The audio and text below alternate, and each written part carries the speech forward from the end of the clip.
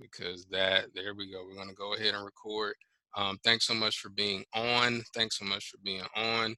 And let's get the ball rolling. Boom. So,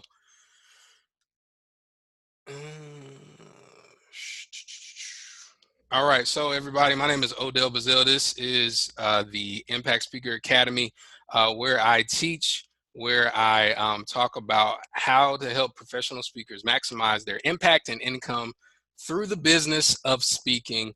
For free tips, free resources, you can go to impactspeakingtips.com for more information. So who is this training for? Really quickly, and I'm going to go through this really quick. We've got a lot to go through, but this training is for you if you are already doing some speaking part-time. Maybe you're doing part-time speaking. Maybe you're making, you know, 20, 30, 40, $50,000 a year, but you want to grow your business to the six-figure level. I've been able to do that. A good friend of mine, special guest, Stan Pearce, he's going to be talking about, he's been able to do that. Grow it to the six-figure level, because right now it's the time. Like, it's basically 2020. We can do this. We're going to be talking about marketing strategies. If your marketing strategies have not hit like you wanted them to in 2019, we're going to help you out with those. If you're close to going full-time, I know a couple of people are close, but they just need that push. This training is for you. This training is also for you if you discover this one big epiphany. The business of speaking is far more important than the art of speaking if you want to make money. That's not to say that speaking from the platform, the art of speaking, you know, not saying a lot of uhs and ahs and not pacing frantically and all that stuff isn't important. But the business of speaking, if you've had that epiphany that the business of speaking is far more important than the art of speaking, then you are in the right place. I want you to think back for a little bit. Why did you want to become a speaker? Why did you want to become a speaker? And for those of you that are listening, that are engaged, just want you to share that in the comments. Why did you want to become a paid speaker, a professional speaker? Why? A mentor of mine said it like this: if the why is big enough, then the how-tos don't matter. If the why is big enough, then the how-tos don't matter. Maybe you wanted to travel abroad and go different places and get flued out. Maybe that's what you wanted to do. Or maybe you wanted that fresh new whip. I don't even know if they say whip anymore. Maybe that's not, maybe I shouldn't say that. Maybe that's not politically correct because whip triggers people. So the car, the vehicle, maybe that's what you wanted to do. Maybe you want the house. Honestly, right now, my family and I, we're saving up for our next house. So maybe that's what you're doing.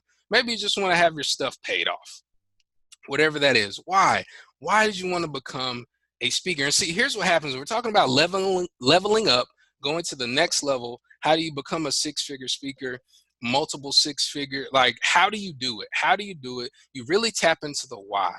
And I want to get to, see, for me, it was simple. When I was 18, I met my grandfather for the first time. My name is Odell Bazell II. I was named after my grandfather, Odell Bazell I, who died the day after Valentine's Day in 1974. And I met him the first time. I heard about him, obviously, because I was named after him. But my dad told me that he named me after my grandfather because he wanted to give the name Odell Bazell a second chance at being great. And he said that to me after I graduated high school, and he said, son, you have a chance to make the name great. Your grandfather had great potential, but he didn't live it out. And so for me, I've always been on the search, like, how am I going to make the name Odell Bazell great? How am I going to do it? But see, in that search, what I found is something that many of you already know. It's not just about you. So it's not even about me. It's not about my grandfather. But it's about the legacy that we leave. It's about those that will come after us. But see, here's the big thing about speaking that is incredibly powerful. It's incredibly powerful. It's not just for those in your inner circle. The things that you do, and as you grow your speaking business, the reason why I'm doing this is because of people like this. And I know Katie was on the call earlier. Katie Wilson, a dynamic speaker. If you're not out in that speaking world right now, you don't know about KD, you're going to know about him. In 2017, KD did a total of 2 paid speaking engagements. After working with me, he was able to go full-time as a speaker in 2018. That's not a promotion of my coaching or anything like that. But see, KD, he's got a family. He's got kids. He's got a wife. The little things that I've been able to help him with are going to help them. Not just eat, not just, do well and build wealth, but it's going to help him help other people. Raquel Bartoli, a school counselor. In 2020, she's got a solid plan on how she's going to go full time. This year, she's been on multiple national stages she never would have been on. She never worked with me. And I'm just saying this to say to you, your speaking career is not just going to help you affect your audience and impact your audience, but your peers, those around you. This one is really, really close to me. It's really, really close. Jarell Taylor, 22 years old. When I started this speaking journey, I was 22. Jarell, he got paid $1,000 a couple of days before Thanksgiving to speak at his alma mater, his high school alma mater. He's now charging $2,000 a speech with no college degree. Here's what I'm saying to you all. And those that are on this call, next level, next level, next level, next level. You have to keep going for those that are looking at you and saying, man, I would like to do something like that, but I don't know if I can do it. You've got to keep going for that. And we've got to build your income so you can create your impact. I love this quote by William James. The best use of life is to spend it on something that outlasts it. That's William James. The best use of life is to spend it on something that outlasts it. So how am I qualified to teach you really quick? A few of you don't know me. I'm going to go by this really quick and then jump into the content. Over the last 5 years, I've been a full-time speaker. I've been a full-time speaker since 2013, but I've done over 150 paid events. That's me in front of 2,300 people in Wisconsin. That's me in front of close to 4,000 people in Texas. That's me in front of 200 military cadets. This was a really, really special event for a couple of reasons. The first reason is I come from a military background. If you saw the tombstone, my grandfather, he served in World War II. My dad was an Air Force veteran. My uncle is a Marine veteran. Another uncle is U.S. Coast Guard. My cousin right now is deployed overseas working with the National Guard. But it wasn't always like that. And that's why I'm sharing this stuff with you. See, I wasn't just like you. Like I said, if you're a part-time speaker looking to go full-time or all that, I was worse. I was worse. I left my job too soon. And back in 2007, I had a degree, but I had no direction. I had a degree, but I had no direction. Then I heard a speaker.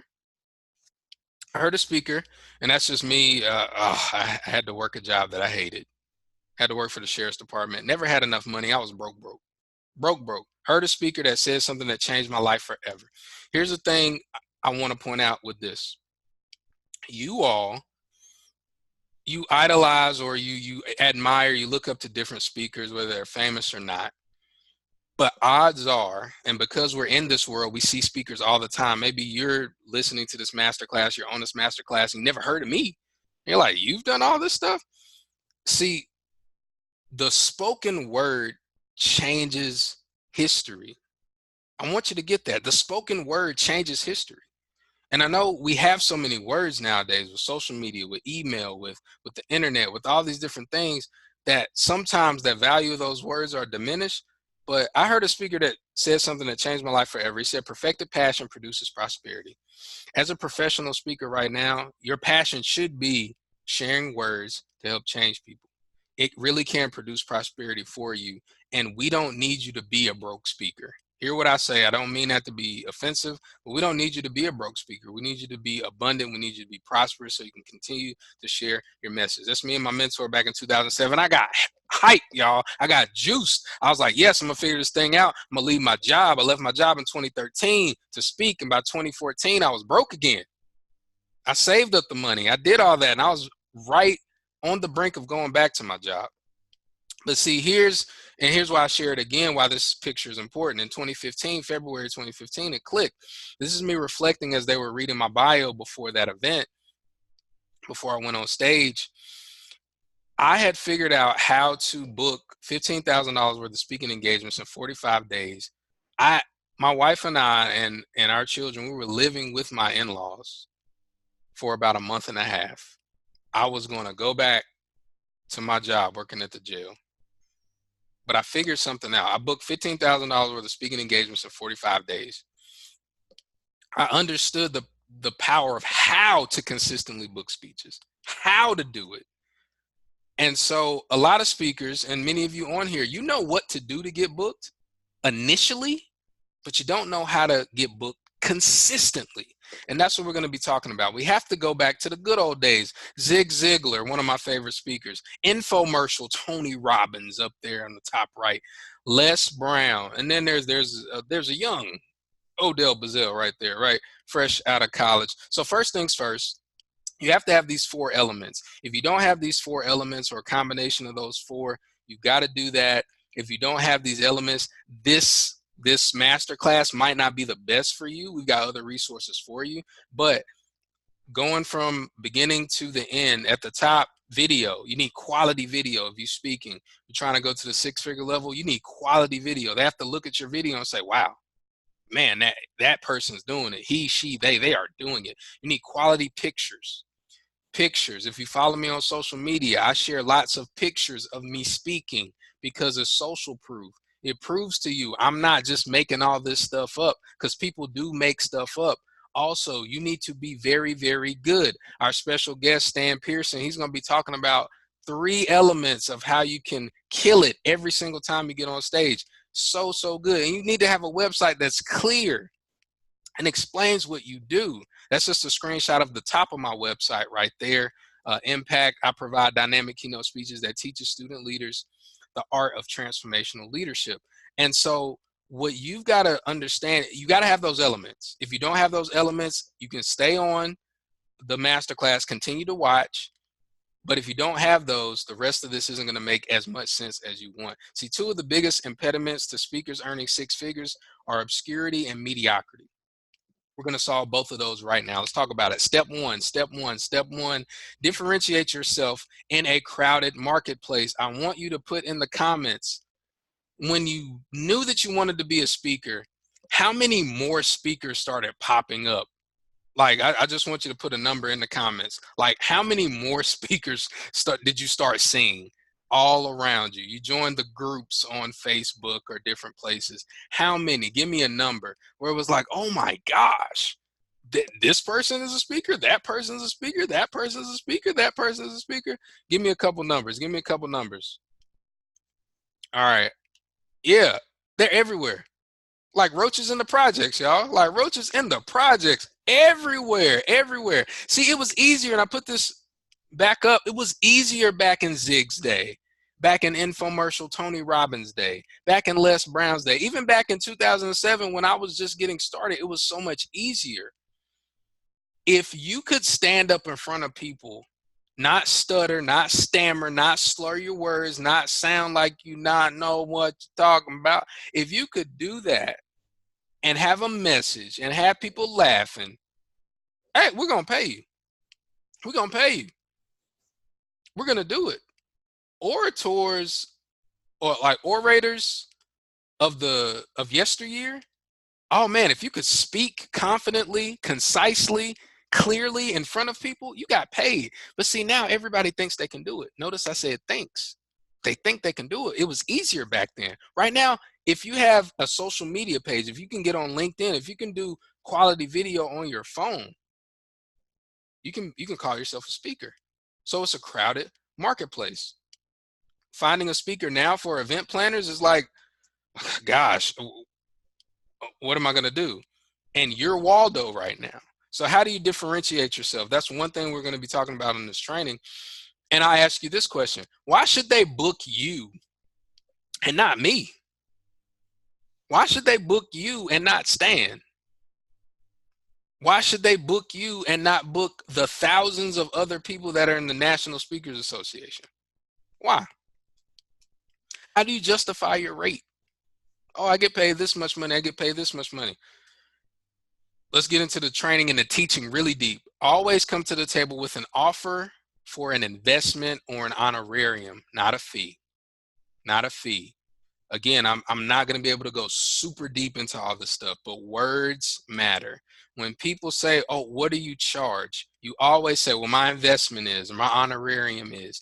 That is important. I didn't used to think that that was important years ago. Now I know it is. Words matter. Always come to the table with an offer. What's an offer? Nowadays, we have to educate our clients as to why they need to want us. Oh, I'm head of HR. I did some public speaking back in my FBLA days back in 1983. I can speak. No, we have to educate our clients as to why they need to want us. Here's an example of what I do. If somebody asks me my fee, I like to get people on the phone. Y'all hear about that? Somebody, and this again, this is solid stuff that you can use. You can totally rip this off, screenshot this, use this however you want. Up to a 2-hour keynote.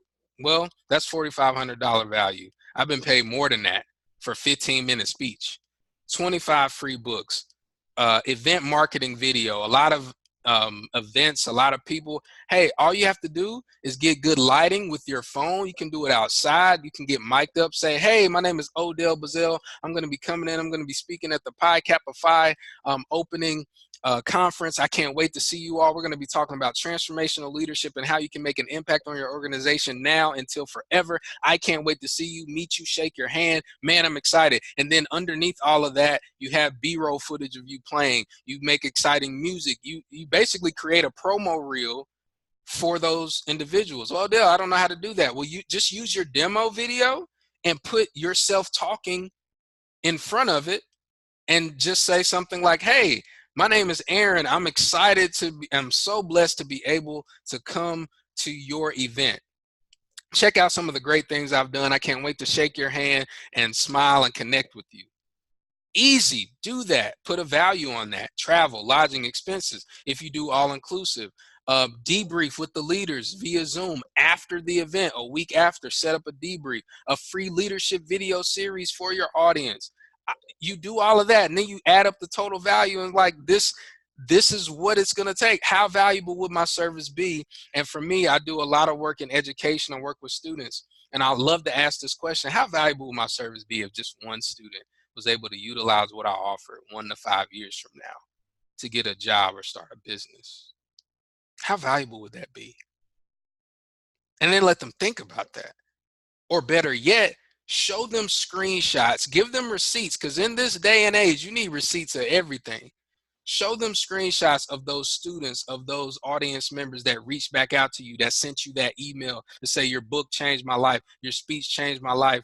Oh my gosh, I was going to kill myself, but because of your speech. Capture all of that stuff, and then as you're making your offer to your clients, share that with them. You can put that offer on a website, one-page website. You can put it on a one sheet, send it to them, and just have the comments, the screenshots pasted around. Be creative, y'all. We got to differentiate ourselves, because Odell's out here eating, but there's plenty for everybody else too. And it's the value here, if we go back, the value is $8,500. For me, you get it for $45. And then if they don't want to do that, or all-inclusive rate investment is a better word, right? Investment honorarium. If they don't want to do that, then say, okay, well, what would you like to take off? What would you like to take off? And then you start kind of taking it off. Make sure you leave yourself still with room, but that's just a way that you differentiate yourself. Step two. And again, if you have questions, put them in the chat. We're going to have time for questions at the end for sure. Step two, high tech and high touch outreach. Oh my goodness. First and foremost, we're talking about outreach. You want to elevate yourself to the 6-figure level, you got to ask a whole lot of people to book you to speak. You got to ask a whole lot of people for contracts. For me, I say I need 50 people a year to tell me yes. 50. So that means I probably need about 200 or so people to tell me no, which means I need to reach out to about like 2,000 people at least need to get my stuff digitally. And if I want that 200 number to if I want to be closer, when I meet people at conferences, I need to make 200 solid connections to get 50 yeses. And so things you'll need email. I put the Gmail logo on there because it's very important. Because of Yesware, you need a telephone. You also need an email marketing software or a CRM, customer relationship manager, something like that. A CRM, HubSpot, Infusionsoft, ClickFunnels can be a CRM. Kartra, that's the one that I use. You need something like that, and I'll explain why. So here's some keywords to use on the phone. This is what I mean by high touch. Get people on the phone. Get people on the phone. You cannot be afraid to talk to people on the phone. Here's how it separates you. People get to feel your energy. They get to feel your spirit. Many of you that never knew me before this masterclass, you might have seen me on social media, or maybe Stan invited you. I know Stan did some outreach, and you're like, okay, you're getting to hear my energy, and you either like it or you don't. You either like it or you don't. But if you like it, you're probably going to stay in my world for a little longer. And that's all you want. You want people to hear your voice. You want people to hear your excitement. You want people to hear your passion. When I talk to people, when I interview people, I have a podcast called The Odell Bazell Show. You can check it out on Apple Podcasts, on Stitcher Radio, and Google Podcasts, and Spotify, The Odell Bazell Show. When I interview people, I know the people that are super intense that are getting money. I know it just by the sound of their voice most of the time. Some people laid back and cool and chill, but most of the people, when you get them talking about their passion, they cannot stop with the energy. And so here's some keywords to use on the phone. Again, investment, honorarium, experience. No, you're not just bringing me in for a speech. It's an experience. It's an experience. Yes, I would love to partner with you. Don't try to avoid things like, oh, book me, hire me, partner with me. Partner with me, because you want them to be a part of the process. You want them to be a part of the process. Key phrases to use. This is big, and I hope some of y'all are going to get this immediately. Others of you, you're going to get it on the way out. That's what my preacher used to say. He's like, you're going to get this on the way out. Key phrases to use. Well, you know, and the first one, have you heard of the law of familiarity? I have a saying. I believe I coined this saying. So if you use the saying, if you tweet this saying, please, you know, the first time, give Odell some love. The second time, you can remix it and do whatever you want.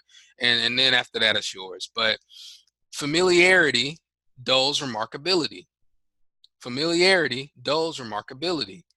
And so if you're constantly seeing something, if you're in an intimate relationship and your significant other gives you flowers and poems every single day, it's not remarkable. After a while, it gets familiar. And so here's what that means for us. Here's how you separate yourself. Here's how you say that you have a unique selling proposition, because it's difficult a lot of times. Well, I speak, everybody speaks. You ask the client that you're talking to on the phone, hey, client, have you ever heard of the law of familiarity? No, what exactly does that mean? Oh, well, you know, that means when you hear something really good, when you hear something remarkable from the same person every single day, the law of familiarity says that in this day and age, that it doesn't hit the same. Or if you're talking to somebody that's not hip on that, you say it doesn't hit home the same way. Have you heard that? And then you can use the significant other, hey, because have you ever been in a conversation with your significant other and they give you this great epiphany, but it's something that you told them a month ago? And you're like, wow, why didn't you get it? But because their girlfriend, their boyfriend, or they saw it on social media, they heard a celebrity say it. See, that's why you need a speaker, an outside voice to come in and say some of the same things that you've been saying to your group, because they're going to hear it differently from me. They're going to hear it differently from this person. Have you heard of the law? And that's just the law of familiarity is just one thing you can say. There's a lot of different things that you can say to help hit home why you're unique and why they should pick you. Here's another thing when you're talking about price, because some people still have trouble with price. Oh, you know, how much do I charge? How much you gonna pay me? I get it. I've been there. I understand.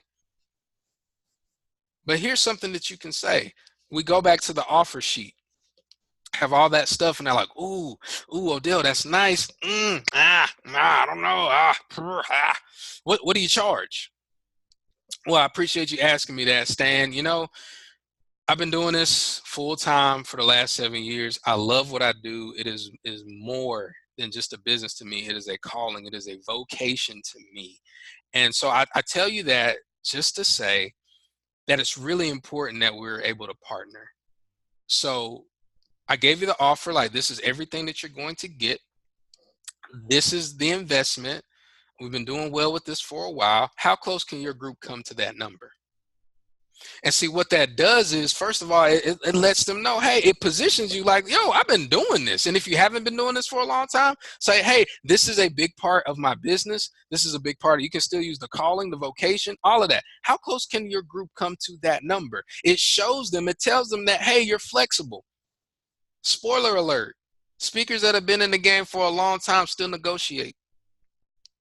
Don't let people gas you up and tell you that they don't. Now, there are some few that are killing it, that are millionaires, that are doing their thing. That's not me right now. That's not me right now. But my going rate is at $4,500 right now. But if somebody said, hey, Odell, we can only do 38, am I going to be like, oh, God, no? Probably not. I'm probably going to go get that money.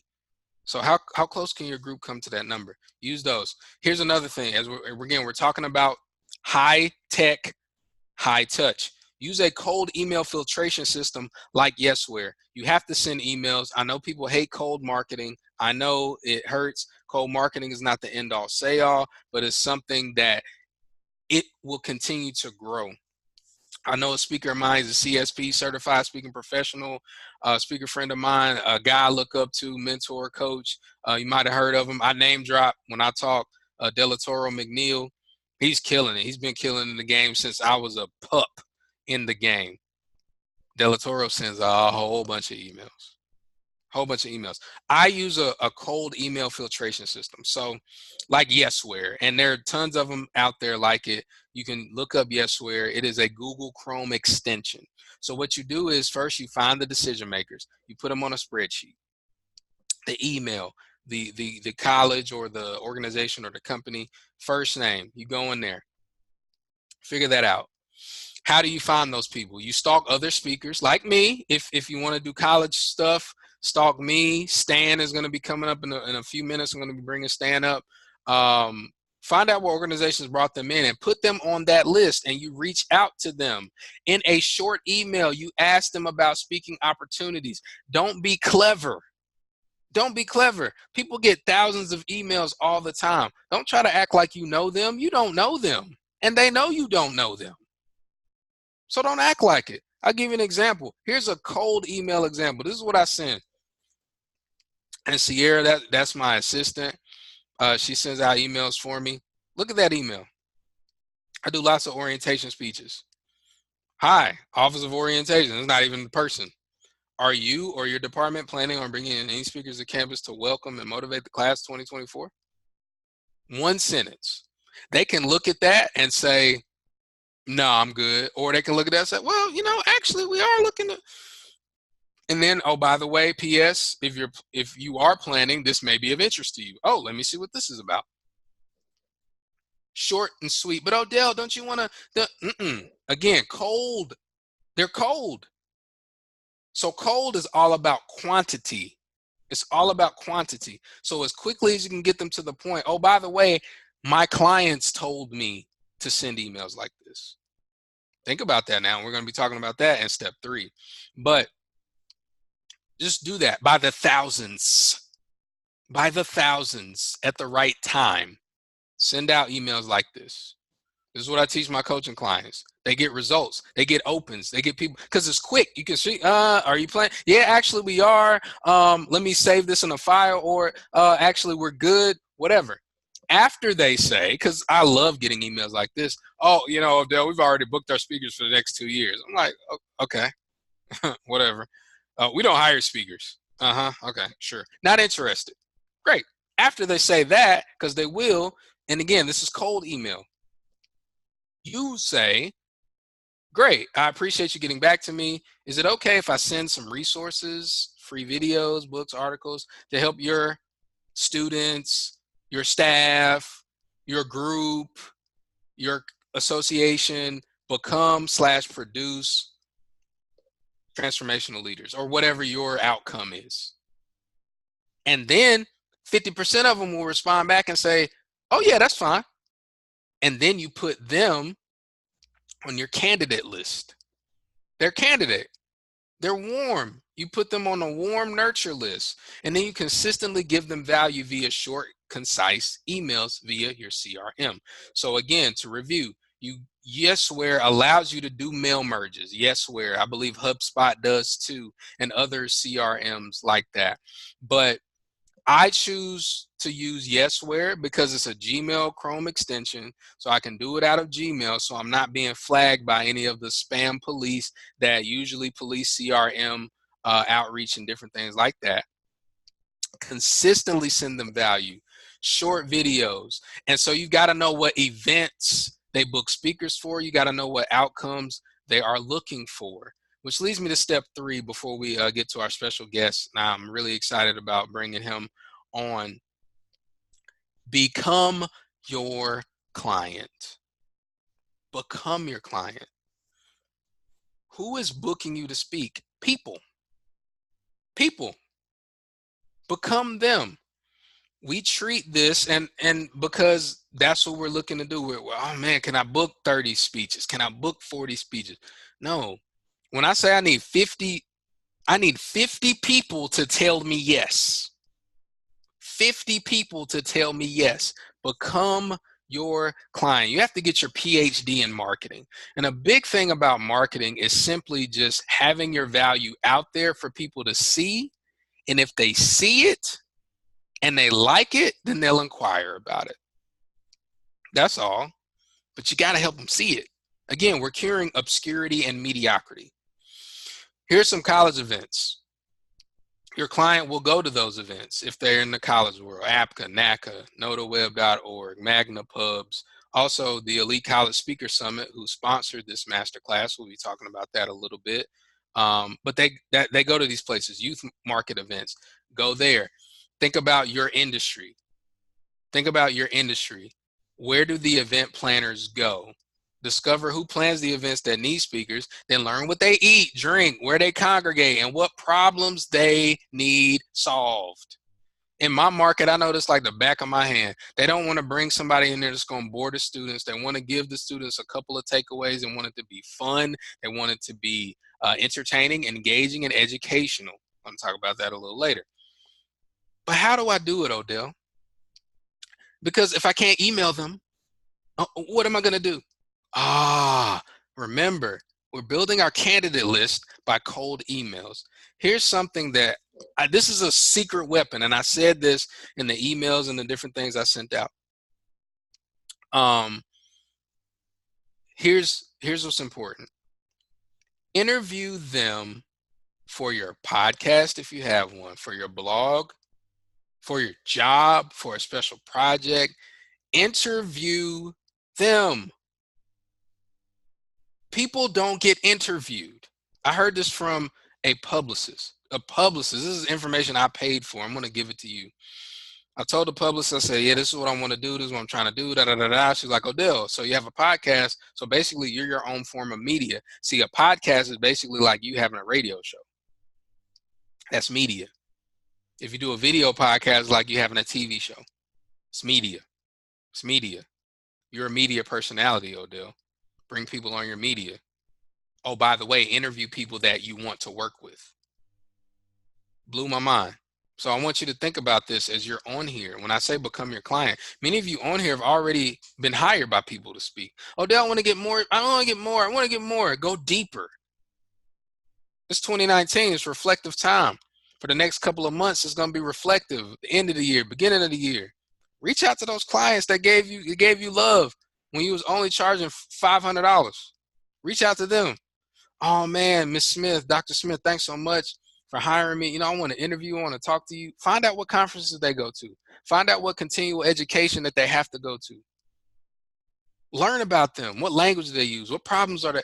Do all of that, because here's what it'll do. First, it'll educate you on your industry. Then what it'll do is it'll keep you top of mind because they talk to other people that do what they do.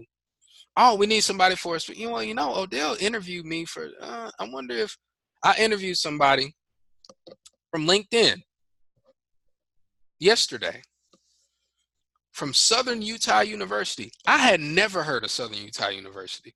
I've spoken in 44 states. And I ain't never heard of Southern Utah University.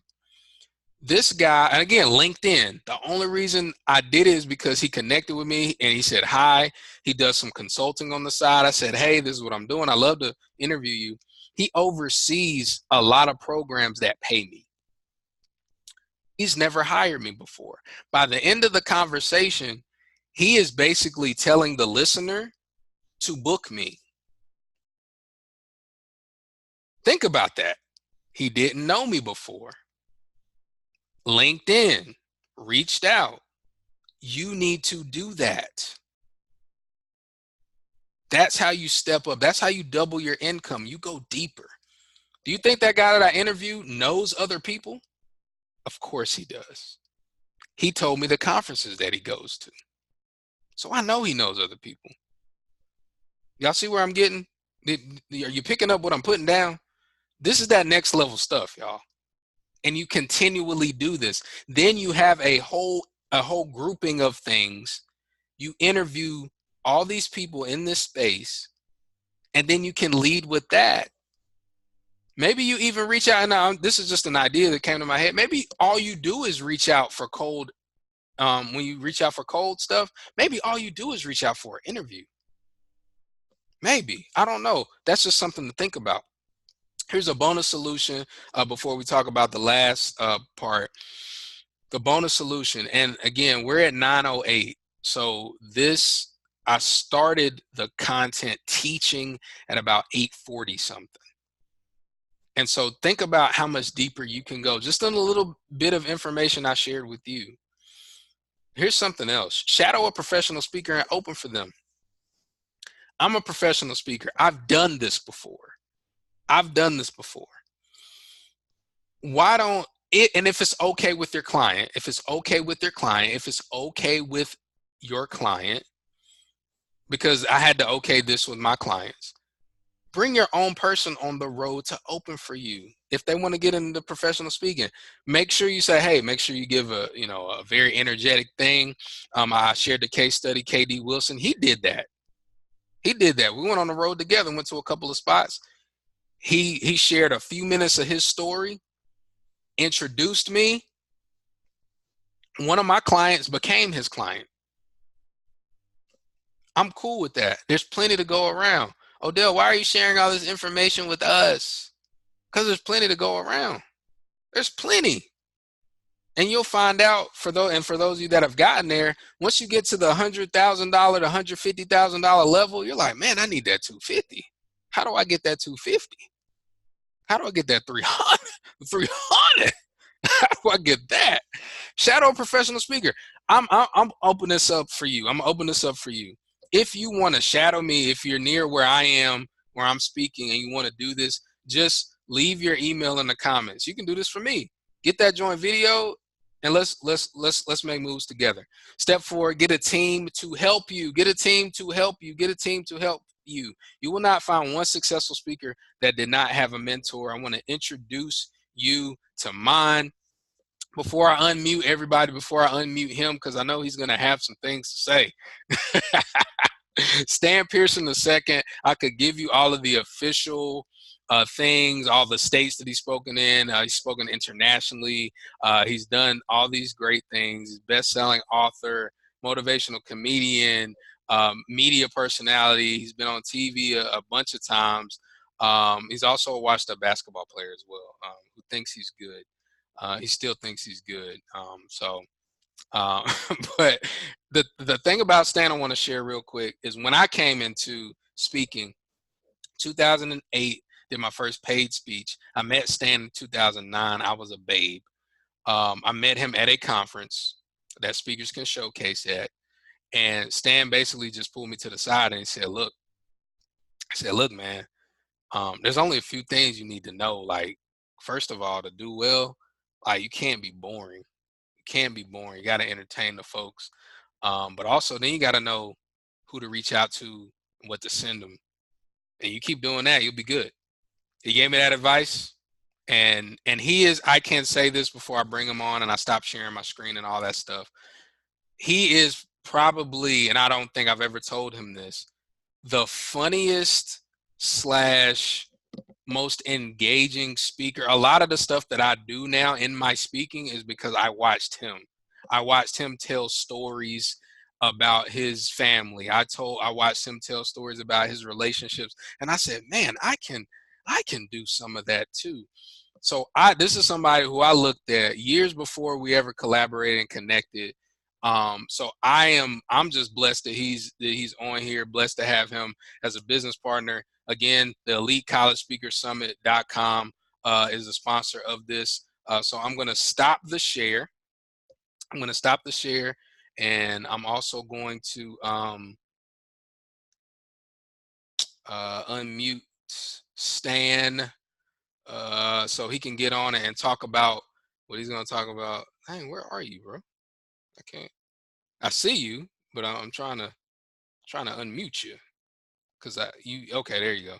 All right, cool. Stan, can you hear me? You good? Yo, yep, I'm in here. I hope thumbs up if you can hear me out there. I can hear you. Dope. Sorry, it's too much, my bad. So I'll start off. I don't know if it's life or just trying to live better, be better. Thank you for those words. It means something, and I think for all of you all that ever get a chance to just share a piece of who you are, not just with the world, but with other individuals, when people recognize that, man, every word absolutely means something. So as you all continue to grow in your speaking careers, it's Odell's done this a lot, and some of y'all may, every picture I take, every smile I have, I could be exhausted, but I'll stay to the last picture. I'll sign the last autograph, and you all, if you haven't done that, you will. And it all feels good because it's coming from a place where there's been blood, sweat, and real tears trying to make it happen, trying to help people understand why I do what I do, and helping your message reach the right people. So I say all that to say, and thank you, Odell. I am immensely proud of you, proud to know you. And I remember meeting you. I remember the very beginning. And there's don't tell him all the other stuff. Don't tell him how I got, my clothes didn't fit. Don't tell him all that stuff. And we all got stories. So you be quiet and I'll be quiet. but there's also, I'll say this and I'll jump in a little bit.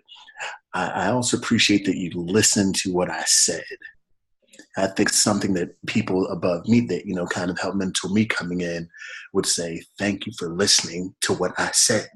So whenever I give advice to folks, again, Fontaine, I see you, Aaron, obviously, for those folks I've come in regular contact with, when I'm like, hey, you should do this. And then they do what you say, you're like, okay. And we've all heard, hard head makes for a soft butt. There are a lot of people who have been, let's say, asking me for advice for, I'm not lying, 5, 6, 7 years.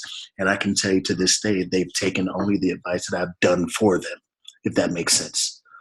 And that's why, in part, you don't do things for free. But I literally mean that. So I really appreciate, again, Odell and I often talk about showing up. That part means so much. Like, if you can't show up, then why should I show you anything? A couple of things Odell said, again, before I jump into these 3 key things that you must do, and you absolutely should do to, again, not just create a speaking business, but to thrive in it and be successful and build that 6-figure income, or maybe it's a supplemental income that you want to build. But what he said, I picked up some jewels just now. Listen, Odell, that how close can your group come to that number? Gold. If you did not write that down, write it down now. Or how close can your group come to that number? Because now it's like, because you might ask, so what's your range? What's your whatever, right? When you all get to the numbers conversation and they are hemming and hawing and not sure, wherever you're comfortable with, and that's what people will tell you, ask for what you're comfortable asking for. Because if you say a number and you're not sure about it, they gonna know. they gonna know. So it's like, how close can you get to that number? Gold. Talking about is an honorarium investment, gold. And I know Adele also mentioned like, hey, where are they going? Where are they at? Some of y'all, like, man, that's doing a lot. Listen, if you've ever been in a relationship, you've hunted before. You're like, where is that hunter gatherer? Correct? You're like, so where is that person? Where do they go? I want to see that type of person. Where do they go? It's no different in this business. Like, you want to know where they are, like where they're again. If you find yourself admiring, let's say, a speaker, what they do, and you're like, oh snap, they're going to be in Atlanta, or they're going to be in this place, they're going to be in my side of town.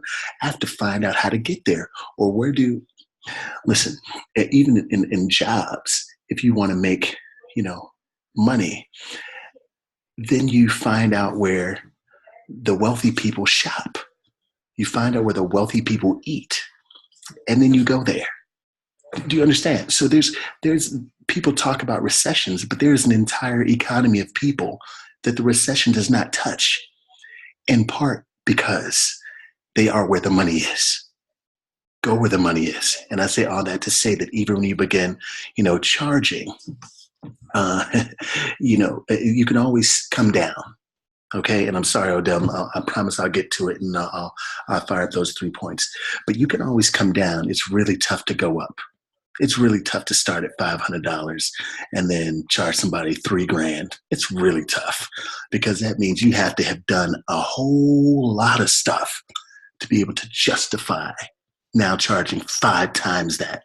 And true story, my first ever paid gig was for $700, and it was more than I ever got paid to talk to people for 45 minutes. It was amazing. But now I could tell you, to get me to speak to a group for $700, there would have to be some amazing incentives involved, right? And maybe you're thinking that you're not there yet, but this is what this call is about. This is what this training is about. Odell's already talked about some ways to leverage relationships, leverage people. So maybe $700 does make sense for you down the road, or even today. And as I mentioned, like Odell mentioned, the shadowing, pay someone to shadow them too. Like, if that's what it is, because I'll tell you this, the whole, hey, I've never met you before, let me pick your brain, that's tough. That's just a tough sell. Because if I can pay for my own food, if I don't even know you, then like, what? Maybe just throw a number like, hey, I have $500 or I have $100 is what I had. Can I? Said person might be like, I'll meet with you, and then keep it. You just never know. They take whatever it is. I don't know. But just being willing to do that. But the thing is, I've done that before. I've wanted to pick brains before. But as I've gotten older, I just know that people can end up like trying to avoid you, or being like, oh, they're trying to get something for nothing. Again, because it's happened to me, but I was just a fast learner. So it alleviated some of that pressure. Okay. And the quote you had about the how, amazing as well. So here goes. 3 things that you must do. And I talk about them often, but you can't talk about them enough. And the way I talk about these 3 things will be coming from 2 places: for you and for the marketing piece of this business. All right. Number 1 is you have to engage. You have to engage. Now, what does that mean? I truly believe that how you do one thing is how you do everything. If you find yourself not being an engaging person just in your regular everyday life, you will not be engaging on stage. You will not be engaging in front of people. You will not be engaging in conversations. So you must be willing to engage, and that will help you thrive through what they call these slow seasons, or these recessions. I started speaking full time in 2009. Now, you can date that back to whenever you might know that was, but that was the beginning of the market crash. Matter of fact, in 2008, I got laid off from a consulting firm. I was speaking kind of part-time at the time because I worked for a college, finished my MBA, started working for a consulting firm, and I had 2 weeks severance package, 2 weeks severance pay that I did not get because I filed a grievance with the company. That's where it started for me, right? It was like they said, you can keep the 2 week severance as long as you don't file a grievance. But I was like, I'm worth more than 2 or whatever, right? So it was tough. It was super tough. One of the darkest times of my entire life. But it was through then. A lot of people feel like, oh no, it's this recession piece. But that's when a lot of people lay down. They lay down and things go slow. So that's when you have to literally, as we talk about often, is rise above the noise. What differentiates you? How do you become different? It's because you are willing to talk, speak, Other people aren't. Engagement piece. There's a guy by the name of Damon John. You know him, Shark Tank, Fubu dude. He has a book called The Power of Broke. Like, and that means, what are all the things I can do before I have to cut a check for something? How can I market? How can I meet people? How can I go places? What are all the things I can do before I cut a big check for something? Okay, so that's the power of broke, which will force you to be creative. Like, if you have money, that's cool. If you're trying to keep more of your money, even better. And if you're broke as hell anyway, that's going to force your creativity. You know what I'm saying? It's like you got to stay hungry, like you're eating soup with a fork. You understand? So that's what that engagement piece is. It's like, okay, the power broke. What can I do? All right. The other piece is leveraging your industry, leveraging each other. So whatever industry you work in now, you should be leveraging that industry. So if you're in the service industry, if you work for restaurants, if you work for clothing stores, if you work for corporations, you should already once a month be doing some kind of training at that job. Your boss, hey, would you mind if I did a XYZ ABC? Give a damn, right? And they don't care. Like, you're not bothering them. But what you're doing, though, is maybe that is your first corporate speaking engagement. Again, people don't check the tape. You get a picture of you speaking in front of that group. Whatever company you work for, guess who you just spoken for? That was your first client. You get 2 people from that group to tell you if they liked you, how they liked you. Boom, you have your first couple testimonials. If they get that on video, that's fantastic. But maybe it's just on paper, it's via social media, a lot of social proof. As proof of that, while Odell was talking, I went on Instagram and asked, how many of y'all have heard me speak? If you have, please, shoot me a message so I can use it. If y'all go to my Instagram later, you'll know. Anyway, I'm just going to say I'll probably get 1 to 5 of those, I hope. And then I ask people if I can use what they said publicly. They'll say yes. But again, that's just more social proof. Does that make sense? That's the engagement piece. That is being willing to engage. That costs me nothing. Nothing. And so even if people have not seen you speak live, maybe your social media presence makes them feel like they have. So they can still give you a testimonial based on how you've made them feel. Proof, okay? That's engaging. Right. And so if you're able to do that online, if you can engage a Facebook Live or an Instagram Live with nobody on there, you can talk to 1,000, 10,000 people. If you can have as much energy for 0 people, you can have just as much energy, if not more, for 10,000. Same thing. Same kind of nerves and anxiety will hit you when nobody shows up on your screen as when 10,000. Slightly more energy, slight more rumble on the floor, but it's still there. So again, that's the engaging piece. Be willing to engage. And engaging people means that you're listening. You're paying attention to the small things in a room of 5 or 5,000 people. To me, I always tell people, no, even though my talk, there are people that have heard me speak 5 years in a row. Twice in the same year. Stan, we've heard you tons of times, but it's never quite the same. That's on purpose, especially if I know they've heard me before, because then all I'll do is just sit, person in the front row. I know them now. They become my friend for the next 5 minutes. I use someone's name in the audience, something really small that makes it seem like, oh, this is just for me. That right there changes everything. Maybe you talk up the person that brought you, your boss, whoever allowed you to come there, you position them as the rock star. Odell said earlier, it's not about you. A lot of folks in the speaking business don't make it because they try to make it about themselves. It really isn't if you want to get paid. It can be about you, but you just won't last long. So if you can spend part of your time on stage making other people feel special, say someone's name, a real conversation you had, that is engagement. That is engagement. Cool. Number 2, entertain. As he mentioned, you have to be willing to entertain. And here's the thing.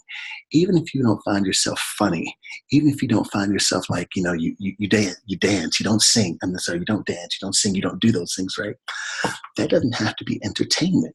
If you can be interesting, being interesting is the same thing as being entertaining. Same thing. You don't have, if it's in your lane to be, to do whatever and say whatever, just be whatever, right? That's cool. That's your lane. That's fine. But understand that all you have to be is interesting. If you're interesting, people will listen, period. If you have a really soft voice, if you don't really talk loud, and you kind of lean into your audience a little bit, you'll find that they'll lean back. And that just kind of becomes your truth. That's the entertaining part. They're on the edge of their seats, just making sure they didn't miss anything that you said. Right? That's not even my personality at all, but some of you all just leaned into your computers. Does that make sense? We are virtual right now. Right? We're not even in person, but that's what it's created. You can do the same thing. The entertainment piece is huge. A lot of folks feel that they have to go out and like have this huge song and dance. But if you're just willing to be interesting, to figure out something that other people don't know, to use a part of your personality that you find is your truth, and use that, and be willing to meet people where they are. I'll often tell people, like, I'm fairly outgoing. Everyone is not. I call attention to that, right? That's entertaining. Yes, shy people, I know you're out there. I will meet you where you're at. We'll ease into this relationship because for the next 45 minutes, we're kind of dating, okay? We're not exclusive, but we're not, like that. Like, think about that, right? Entertaining, like, oh, okay, I'm using a reference. Most people have dated or know how to spell date or have been on a date, whatever. But that is relating. That is entertaining. Even if you're not funny, here's the last piece of the entertain piece. Even if you're not funny, calling attention to the obvious is funny, even if it's awkward, even if it's uncomfortable. And if you're willing to do that with yourself, it's all the more, again, because it's not about you. I'm willing to make myself, I'm willing to allow people to laugh at me at something that I know is real about me in order to help them lighten up, loosen up. I'm good with that. And that's whether I'm talking about, my chin that I had to grow into as I got older, or if it's a toe that I'm ashamed of. I tell people, listen, about 87% of people have a toe that they're ashamed of. I say it, and again, 87% of people, some of you all are part of 87%, some of you all are not. The people who are ashamed are trying to look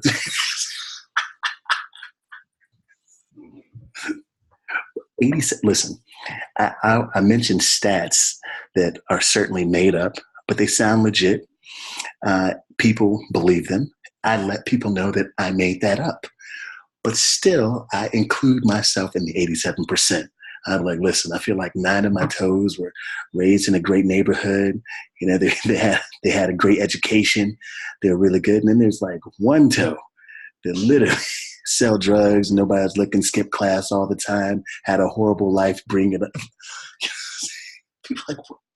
But again, that's the entertaining. It doesn't even have to make sense, but ultimately it's like, I want to break down these barriers. Like, everyone doesn't like that I've shown up. Sometimes there's conferences or speaking engagements like, I'm glad he's here. There are other times where like, he's here.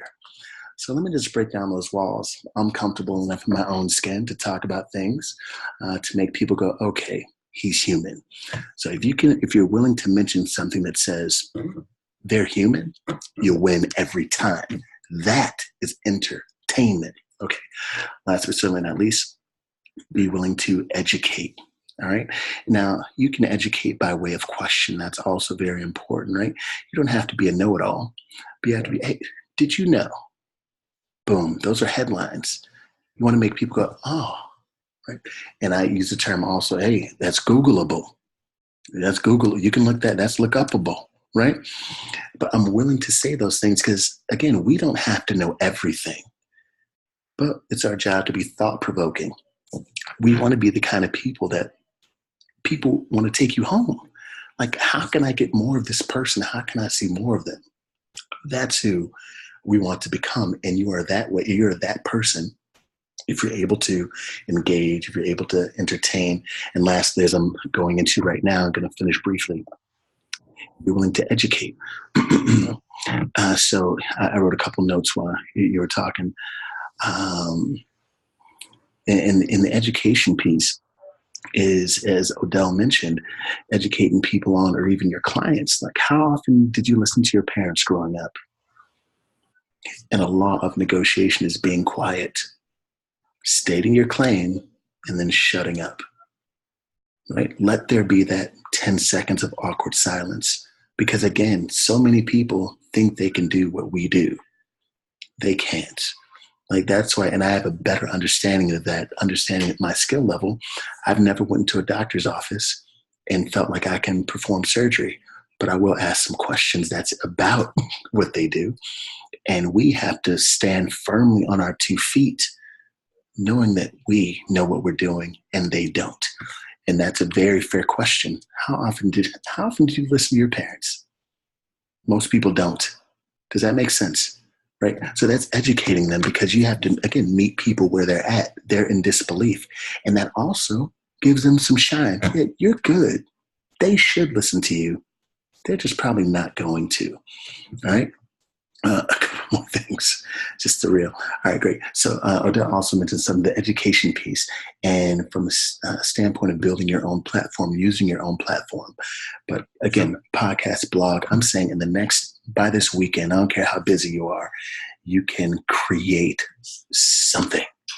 Now, why do I say that? There's this podcast I used to listen to called 8 Minute Millionaire. And it was a podcast that interviewed millionaires or talked about millionaires in their businesses and how they grew them. Every episode was 8 minutes long. It's called 8 Minute Millionaire. Every podcast episode was 8 minutes long. So it doesn't take all day to do nothing. Does that make sense? Right? So it has to just make it make sense. Even if it was a 5-minute motivator podcast, whatever you want to call it, it's 5 minutes. Just hit it and quit it, like boom, and get out of there. But it's also an incredible idea to find a way to educate. I'll tell you what I'm working on right now. So I haven't launched Mental Flight School podcast yet, but what I'm going to do, something people aren't doing, is they're not interviewing students. They're just not.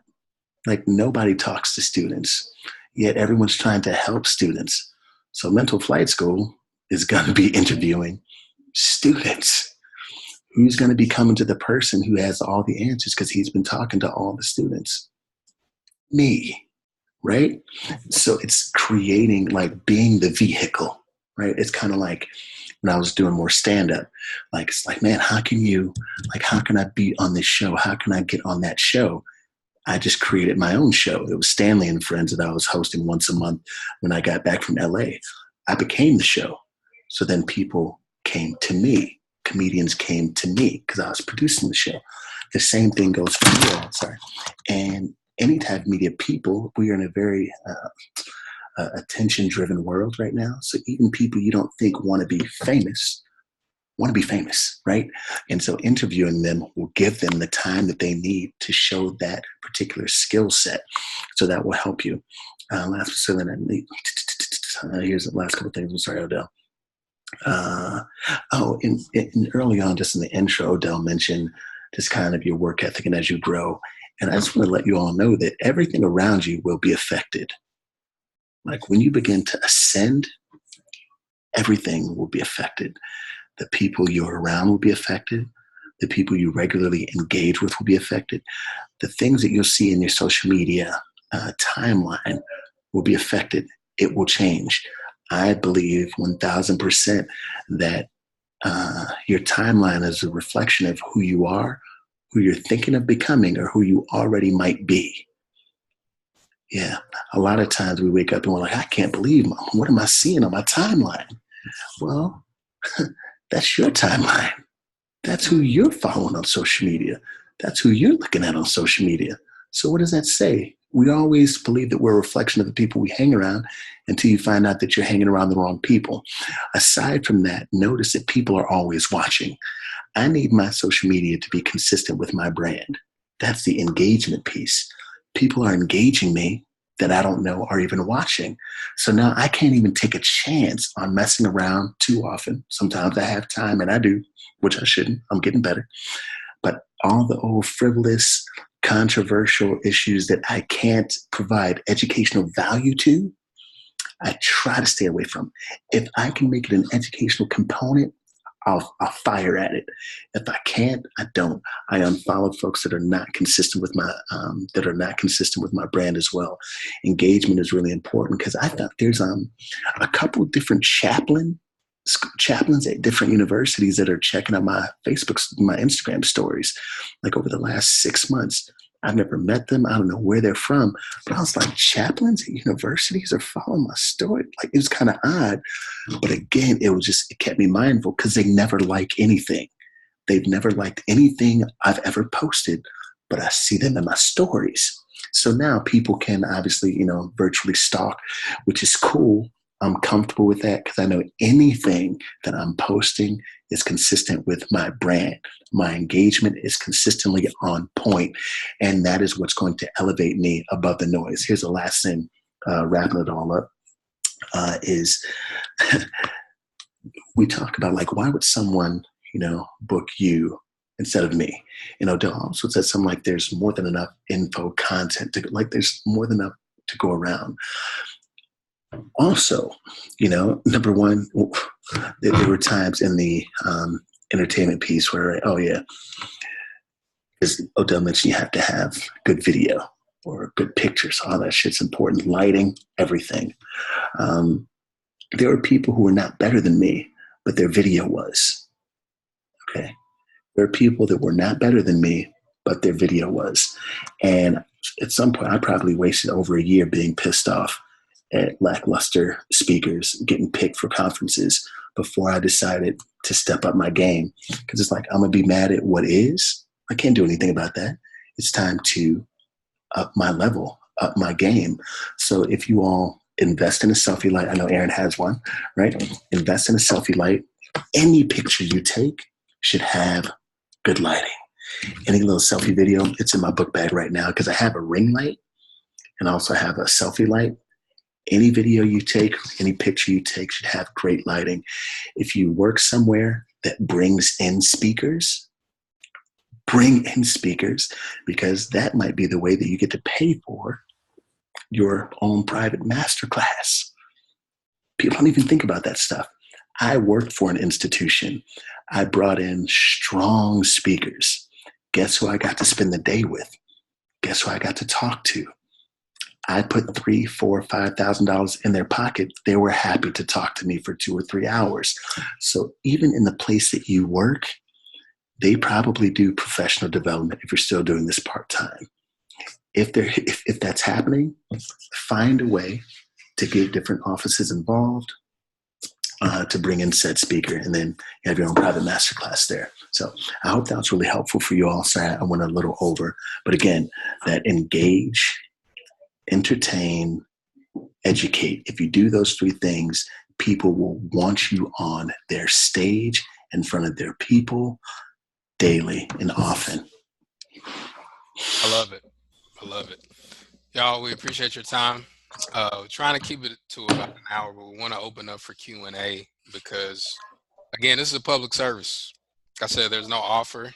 There's no like, now for 28.28 you can get, like, it's nothing like that. Both Stan and I do coaching, like we do that. So if it's something that you're interested in, and you're not, I see Garrett, like Garrett's a part of my mastermind. I see Chris, I see Teresa, Zayla, some Raquel. I see a couple people that are part of the mastermind. So, like if that's you, y'all know how we do.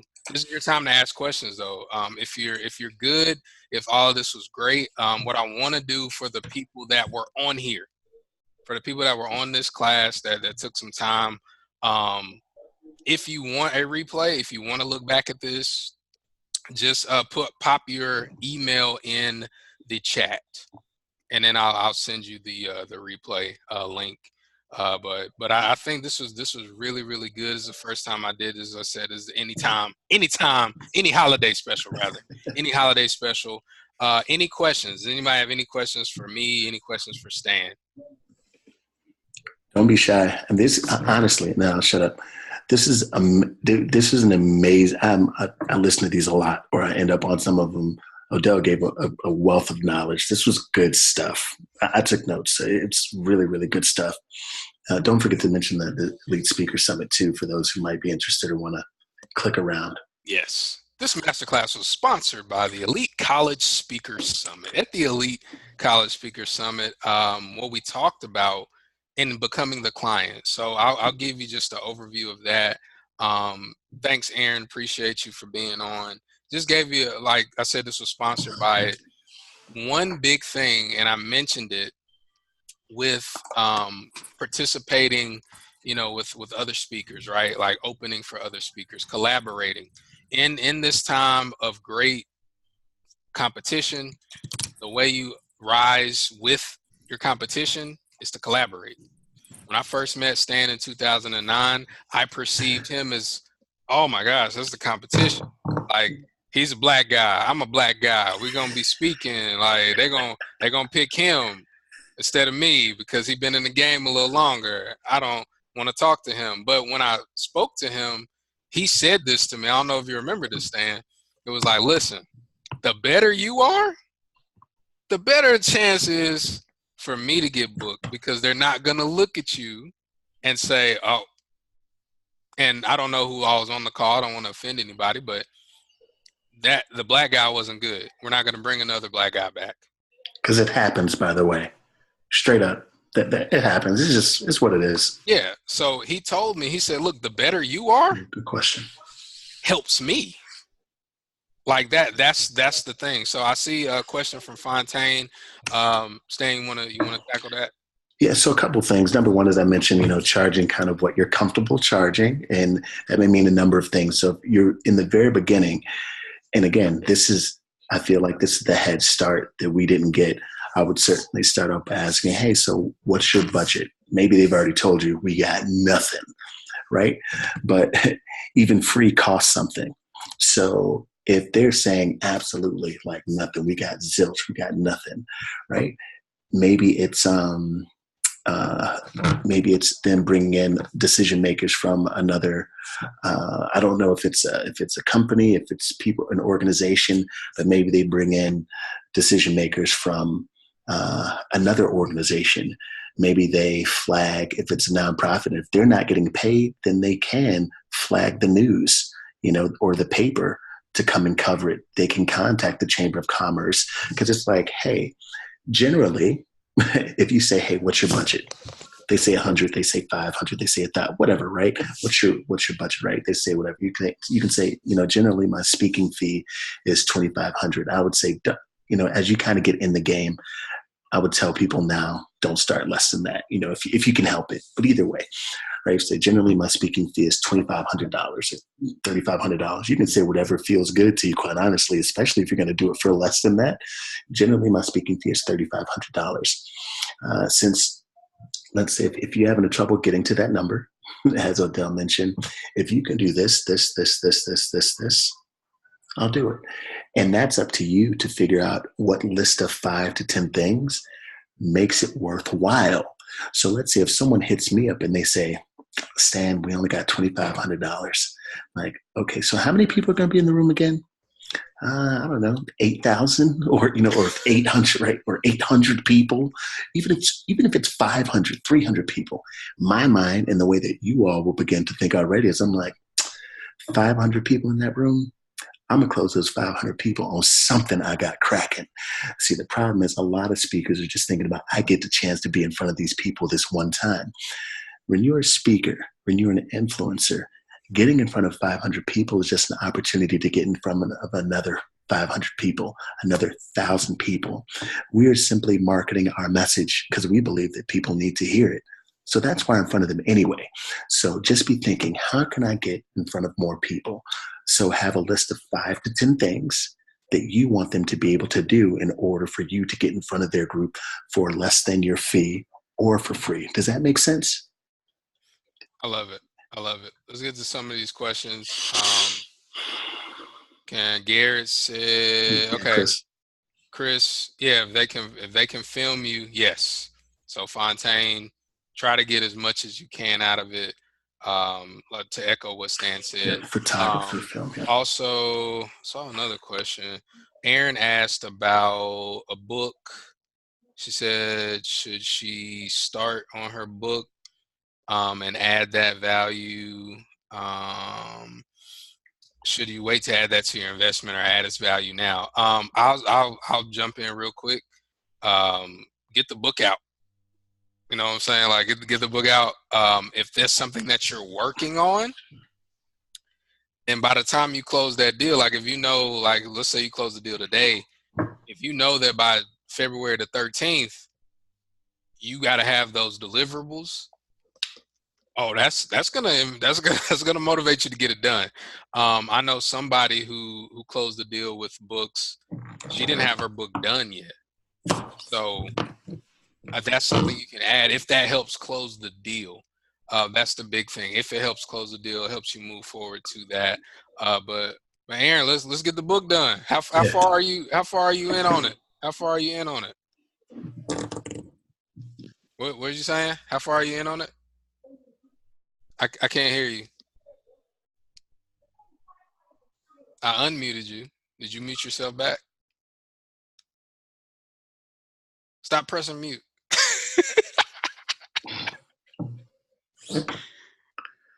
Okay. I can't hear you. I can't hear you. I can't hear you at all. Don't worry about it.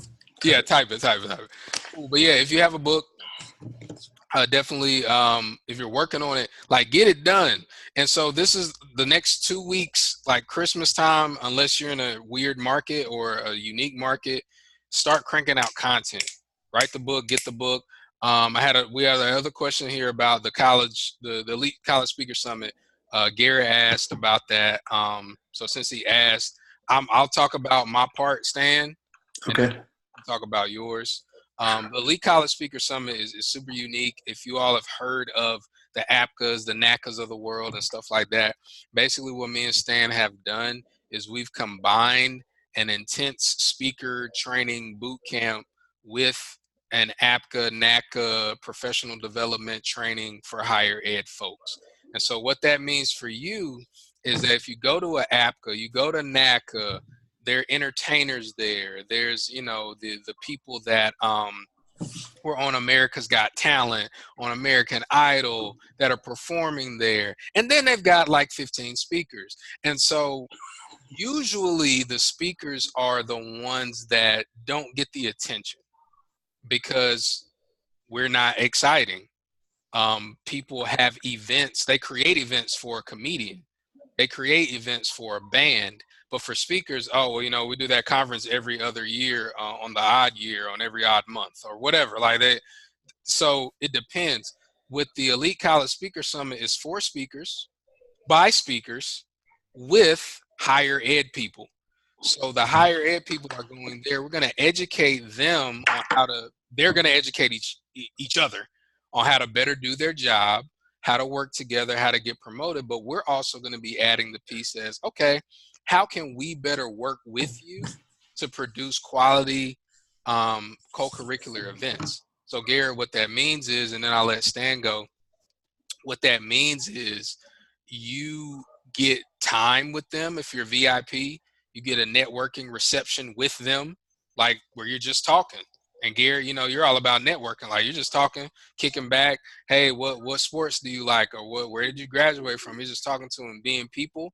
Then you go the next day, get speaker training, where me and Stan are going deep into this stuff, where we're helping you draft out your email campaign. I saw a question from Fontaine. Is a cold email a proposal to speak? No, it's just you're reaching out to see if that opportunity is there, Fontaine. That's all it is. But so we're going deep into it. We're like, okay, Garrett, you talk about networking. Let's create this sequence of emails for you if you're VIP. Let's do this, and then you get a speaker showcase to where it's, okay, Garrett, we talk to the people, because the people that are planning the event for the higher ed folks are higher ed folks. Like our committee is higher ed people. So we're telling them exactly what we're telling you. Like, how can speakers better work with you? If a speaker wants to talk about networking, they want to talk about diversity, what is going on college campuses that they can do to help position themselves to get in the right light? That's what we're doing. That's very different from the other events. So you get that with VIP. Also, you get a showcase, but also we're going to have our video crew come in and record you speaking. You get the raw footage, you get headshots, you get testimonials, because we're going to have all of the committee members especially giving testimonials on their speaker, or who they liked and all that stuff. So that's what you're going to get. Stan, you can jump in and talk about that. Yeah. Aside from that, and mentioning that the addressing Fontaine's question, you did beautifully as well. But that first one, that cold one, it has to be short, sweet, to the point. Again, I equate a lot of things to dating because most people understand that world. There's nothing like just someone saying direct, like, "Hey, what are the chances of this happening?" So, what are the chances? Boom, right. It's right there, right? It's right there. And that way you don't have to waste time. Like you're looking at the other guy, right? You kind of alleviate all that stuff. The opportunity is there. Boom. Okay. And also part of this Elite College Speaker Summit, what we want to do is so many people have, and another bit of advice I probably shared with Odell back in the day, and I know he heard this a couple times anyway, coming up, was getting into the speaking market is not what's difficult. Staying in it is. That's what it is. I could tell you 50 speakers I've seen showcase that spent $25, $35, $4,500 to go to a regional conference, a national conference, and I never saw them again because they not just saw them, like not just saw them at another event, but their website. You didn't even see their website no more. You didn't see them. They're selling car insurance. For real. And quite honestly, maybe they blame the organization in part and not, owned it all themselves. But regardless of who's at fault, what we knew and what we've seen is people going unprepared. So you can very easily fall in love. Like, this event is not going to be lights, camera, action in the same way that one of those heavy hitter organizations will be. A lot of people fall in love with the lights, the camera, the crowd going rah, crazy, right? I have gotten roars from 300 people at a regional or national conference and not gotten booked because the right people weren't in the room. That's happened to me, right? That's painful, right? It's have no doubt, right? Or going to a conference and there being what they call interest forms, which are fantastic. But interest forms don't mean anything. It just means they're interested. You still have to find those people, close those people, get a date before they leave their job or forget that you ever existed, or that the other 10 or 15 speakers that were at the event didn't already email them before. I mean, the list goes. Or because people don't always know the difference between Garrett and Joe Blow, who's out there who just started speaking. So Joe Blow costs $2.50. We're definitely going with Joe Blow because people don't understand the value there. So that the point of the Elite College Speaker Summit is go, okay, we're going to prepare you. And not only we're going to prepare you, we're going to put some of the same people who may have been in one of those APCA or NACA rooms or one of these other showcasing rooms, and we're going to put them in a room with you and maybe 20 other people or 20 other speakers or 15 other speakers who are showcasing in front of them.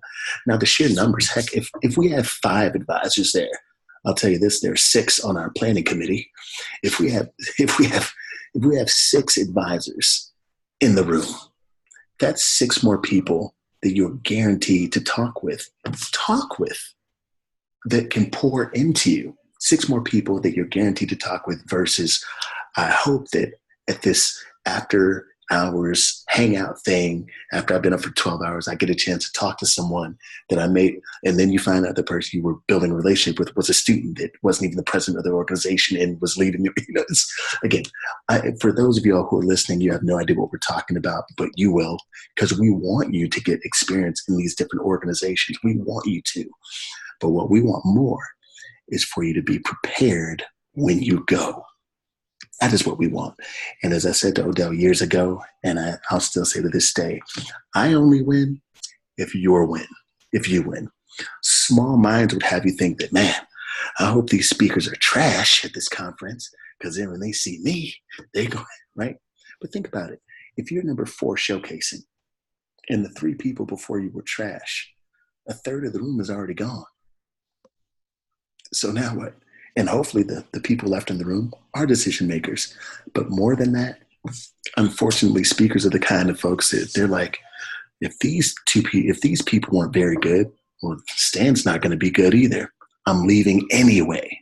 So long story short, we just want you all to be tremendously prepared and give you all the head start that we did not. And I say this humbly, but as real as possible. we're two of the best at what we do, and certainly in this particular market. And we're presently doing this. Odell and I are both six-figure speakers. We could probably both send you checks that we've gotten over the last couple months that might be $3,000, $4,000, $5,000 or whatever. And I'm not saying this to brag at all. I'm just saying that we have the ability and we want to teach you how to do the same. That's it. Good deal. Good deal. And there'll be more information about that. Let me see. Chris, yeah. Yeah, Chris. Yes. Yeah, Chris, for real. You 7 emails in. It's like, oh, I'm a student. I'm the coordinator for media, all that stuff. But here's the big thing, y'all. And again, we don't have any more questions and close up. But here's the big thing. People, they don't book you to speak because of what you do. Hear what I'm about to say. They don't book you to speak because of just what you do. They book you to speak because of who they perceive you to be and what outcome you're going to give their audience. Think about that. They don't care about you. Ain't nobody coming to see you, Otis. Like, ain't nobody coming to see you. It's not about you. It's about the outcome that they can produce. And when I say they book you because of who you are, it's like, oh, Stan is a motivational comedian? What is that? Oh my gosh. Odell is a celebrity keynote speaker? What is that? Wow, they've been all over the world speaking? Wow, they've got to say something good. And that's it. But see, when you go to those events and those conferences, here's the trick. They book you if they like you. And the only way they can really like you is if they get to know you. That's it. Like Stan said, the lights, camera, action, all of that stuff. We've both been at conferences. That conference that I met Stan at, 2009. I got one of my longest running clients from that conference. Guess who they also worked with? Stan. They also worked with Stan. And the thing is, and Stan, we talk about off camera. The reason why they went with me, because I was cheaper. They went with me because I was cheaper, and then they liked me. So there was just like, well, you know, Stan's on that Hollywood stuff. Because and I'm gonna give you a hint on who it is. One of them is a frat brother of yours. He said, "Stand on that Hollywood stuff." So, yeah, we just gonna keep you coming back. So straight like that. So the people, and again, I'll say this, and then again, if you don't have any questions, we can close it up. This recording will be available. All of these shenanigans as well. But we are at a point in our careers where we're ascending to other levels, to other industries, other things.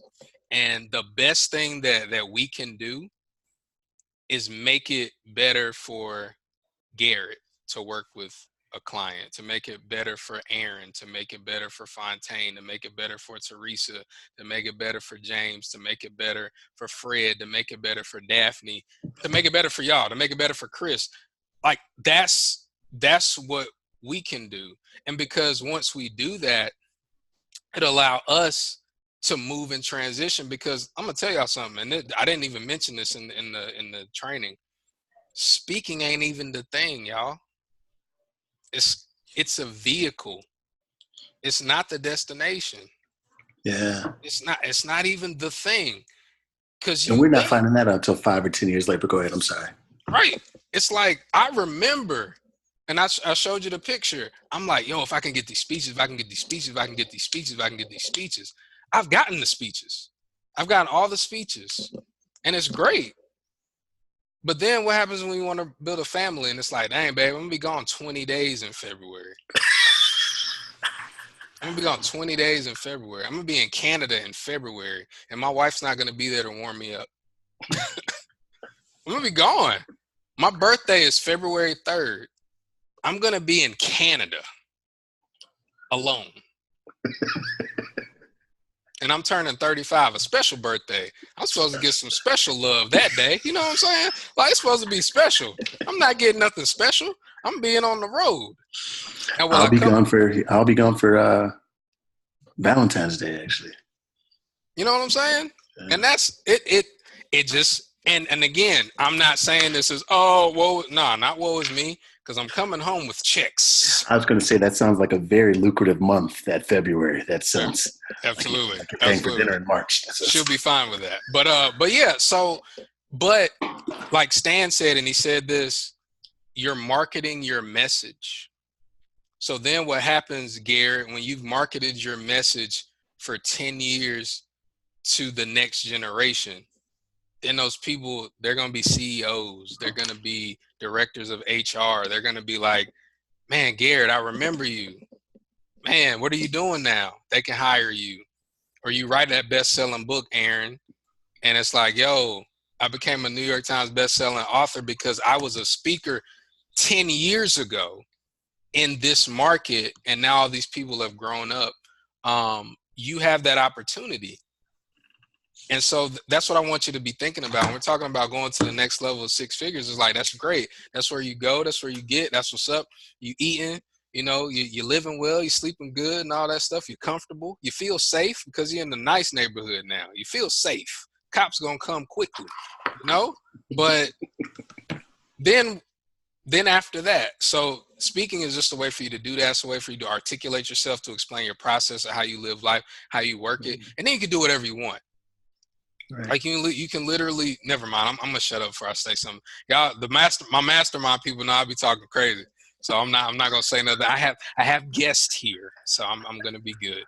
Any other questions? Anybody have any other questions? Any other questions? Can I say one last thing, man?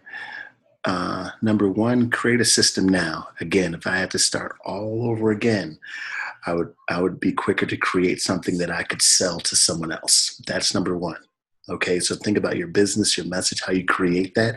Right now you're thinking, oh, I'm just getting started. No, like something that you could hand over to someone that you sell. And the second thing, if you've not written a book, I know Aaron, and actually I was in my inbox and be reading that into this week. But if you don't have a book, write one.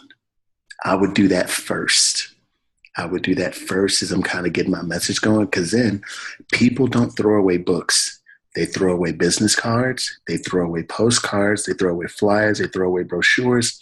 They do not throw away books. And it will cost you ultimately, if you have a soft cover that's 100 pages or 90 pages, $2 to print when it all gets said and done. Find a way to finish a book. You already know two people that have done it. We've, our books have sold a nice amount of copies, won awards, all that kind of stuff. Write a book. Write a book. And at the Elite College Speaker Summit, we will be talking about how to write your book in 30 days. Zayla had a question. This is for you, Stan. What if you're not a funny person? I spoke at a high school and it was more of a serious speech. You're not funny. And you mentioned it a little bit. Go a little deeper into that. Right. Cool. So there are things that happen. People always think things are funny when it's not happening to them. So I find that, the more you have to be willing to be vulnerable. Again, I laugh at things today that I didn't laugh at 10 years ago about myself, or 20 years ago about myself. But not just that, if you know you're not funny and it even pains you, or your jokes are corny and you know they're corny and everybody always says they're corny, then that is what you say in the very beginning. Like, you let them know who you are, because the point is, in the first 5 minutes I'm on stage with somebody, they get to know me, I'll say almost intimately. They feel like they're a member of my family, or they want to be friends with me. That's good, bad, or indifferent, or serious, or sad, whatever it is. The first 5 minutes, people either want to be my best friend or they love me, right? Some people hate me, but that's fine. It's still an emotion. You know what I'm saying? So that's what's really important. You want to make sure that that you're willing to get people close to you and be vulnerable. And what was it? And it just left me.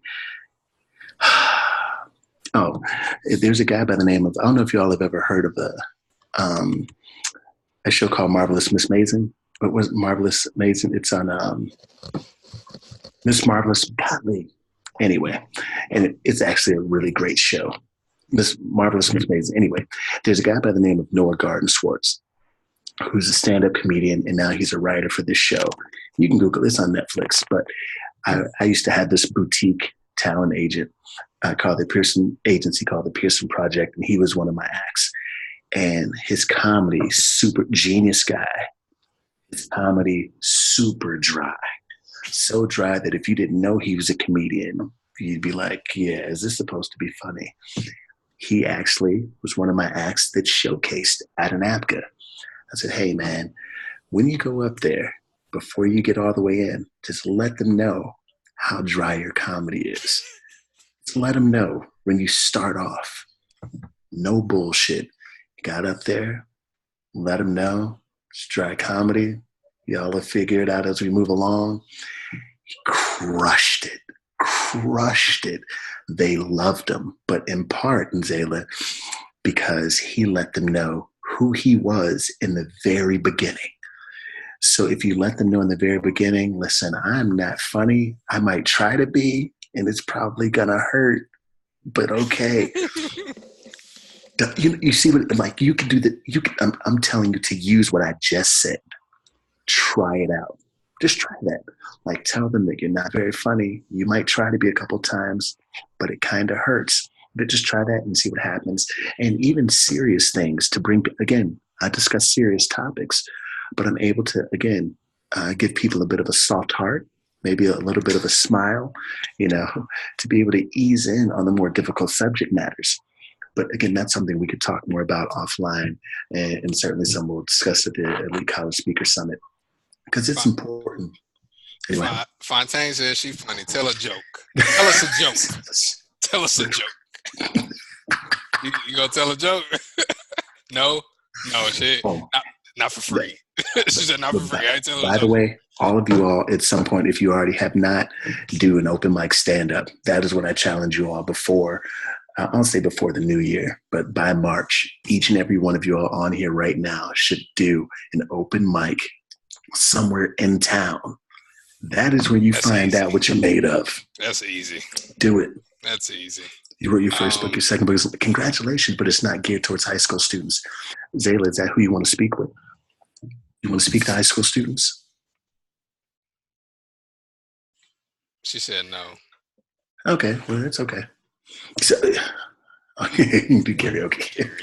Danny asked, does your book need to be self-help, or can it just be like your life story? So story, I'm gonna go ahead and raise my hand. I'm gonna be like Fontaine. We're not being humble, I guess. She said she's funny. Whatever. I don't believe it. But I'm a writer, and Danny, I write stories about my life. But I use the stories as lessons. So I recently wrote a book called Why I Fired My White Best Friend. And that book is all about how a company, how a organization can maximize their diversity training.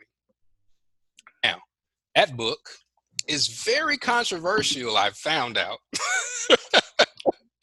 Just because of the title. It's amazing. Like, people judge books by their cover.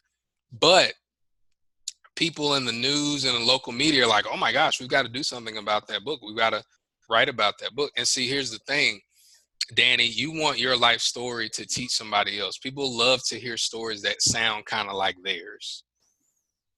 And so what you do is you tell your story. It's an easier way to write it, but just make sure you section it out. You section it out in lessons. That's the big thing. So it doesn't have to be self-help, but make sure you do that. The title should speak to a lesson. Yes. The title of your book should speak to a lesson if you want it to be easy to sell or to use it as part of your value. You unmuted. What's up? You unmuted. Can y'all hear me? I can hear you. Okay. So I was just going to piggyback on what you said about the writing. I agree with you, because I think we're on the same level, because I'm already funny, so I don't need, tips. But for me, I'm writing a book. I'm writing a book too, and all I can write on is what I see and hear and what I feel every single day of my life, because I know it, because I'm living it. So I use my life as self-help, because as I'm going through life, I just turned 33 on Tuesday. As I'm going Happy through birthday. life, I'm learning, and I want to teach somebody else what I'm learning.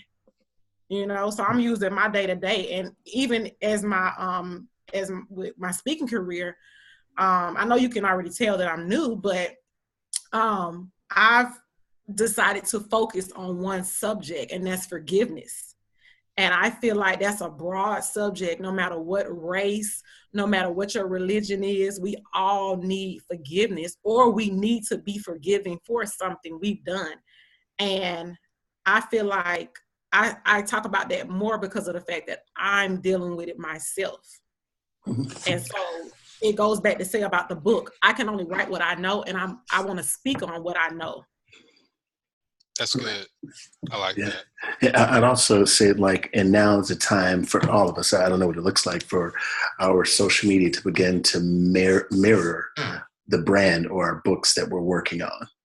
And keep an eye on Odell and I's if you need a point of reference, right, on our social media over the next weeks, months, because it's already been consistent, but you'll get a chance to see a little bit of our families, but certainly our message and our branding will stay consistent. I would say post 3 times a day. It's going to see if it starts to feel like a job, it's because it is 3 to 5 times a day. Like, be relevant, like be in people's faces, you know what I mean? In a positive way with helpful stuff. Yeah, absolutely. And Danny asked about the book, writing the book in 30 days. What's that about? That's Danny. That's at the Elite College Speaker Summit. We're going to be doing that. I know Stan is working on a course for that. I don't know if he's going to have something for that. If he does, we'll definitely reach that out or reach out about that. Zayla, your next book is entitled 45 Bullets to Freedom. All right. Oh, Zayla, snap. Malcolm X. That's heavy. The 45 bullets. 40. See what you doing, Zayla? What you doing? What you doing? We gonna talk about that. We see you worse than me. Talking about why I fired my white best friend. You worse than me. She used the 45 bullets and then shoot your best friend. 45 bullets. And I'll say this again. Didn't want this to go on too much longer, but I appreciate you all engaging. Appreciate you all being on. What's important after this? So all the stuff that we talked about, what's important after this is for you to take that next step into what you're doing. And so end of the year, people get lazy. And for rightfully so. Rightfully so. I know after next week, I'm about to be chilling. You hear me? I'm going to try to gain some pounds. You hear me? You understand? I'm gonna try. But what you've got to understand is figure out quickly, if you don't know, what is your core message and who's going to be your core audience, if you don't know that already. So if you don't know that already, if you're like Danny, I know Danny is new. Danny is looking to get into speaking. Fontaine, you mentioned you were new. If you're on here and I haven't, some of you I've spoken with before, but core message, what is it that you're going to be talking about? What do you want the audience to walk away from, and what audience do you want to speak to? So get that. If you're already doing some speaking already, you got your website, you got your things going and all that stuff. I need you to go deeper. Not wider, deeper. Gary, you've been hired a bunch this year, man. Yeah, talk to the folks. Talk to them. Hey, Merry New Year, Happy Christmas, whatever, Happy Kwanzaa, L'chaim, whatever it is. You gotta figure it all out, and just reach out to them top of the year and say, man, I'm so excited. I've been able to do this, been able to do that. I would love to have a conversation with you. Make your client feel like they're your friend, because straight up, if I gave everybody on this call $1,000, say, hey, happy holidays, gave you $1,000, you would be my friend. You'd be my friend. You'd be like, oh, Dale, thank you. Oh my gosh. Wow. So think about it. When your client is okaying the budget for you to make whatever you're making, they're helping you take care of your family. They're helping you pay your bills. And though you're giving them a value that's greater than what they're paying you, but still, we talking for money. That's a blessing.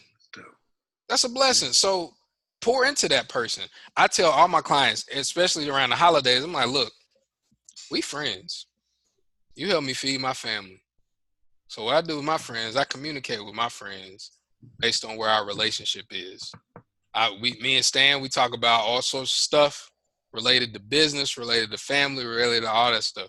Garrett, we talk about all the stuff. We talk about stuff all the time. Like we talk, like we have conversations. But you know, it started because of a transaction. That's where it started. But don't let it end there. So for those of you that you have clients, or even if it's one, if it's two, like make that person your friend. Don't be weird about it, but make sure you do that. Aaron, okay, I like that. I like that. Okay, Aaron says she has a photo shoot this Saturday. No, Fontaine. Oh, Fontaine, I'm sorry. Aaron said $1,000 going right. She said if I gave her $1,000, it'd go right back to me for the speaker summit. I'll say this last thing. Chris said, speaking is a vehicle to what? Chris, whatever it is you want to do. I believe this is what Odell believes. This is what Odell's believe. We're two people, the person that you are today, the person that you're destined to become. Your goal in life is to get those two people to meet. And the thing is, they'll never meet. But that's your goal, to get those two people to meet. So your speaking is a vehicle, not just to get yourself to meet the best version of yourself in the future, but to bring some people with you and help them meet the best version of them. So speaking is the vehicle to that. That's just the start. I'm wanting to do a second book called From Devastation to Appreciation. Danny, that's good. Like I said, when if Stan is going to come up with something, if he doesn't, we'll figure out something to help you, guide you, even if it's a resource. Or From Lost to Found. Sorry. Sorry, it looked like a lot of syllables. So there may be a subtitle in that book, but Devastation, I was thinking From Lost to Found when I first looked at it. But anyway, yeah, we'll certainly talk about that though. Yeah. Fontaine killed a photo shoot and all that stuff. We appreciate y'all, man. I did not expect this to be this long. Me either, sorry. I appreciate y'all. I was going to do, just one training, but maybe I'll do one more for the any holiday. Any holiday, maybe. I don't know. We'll see. But thanks so much, y'all. We appreciate y'all. Stan, you the man. We'll appreciate talk y'all. later. Thank y'all. And y'all have a great one. God bless.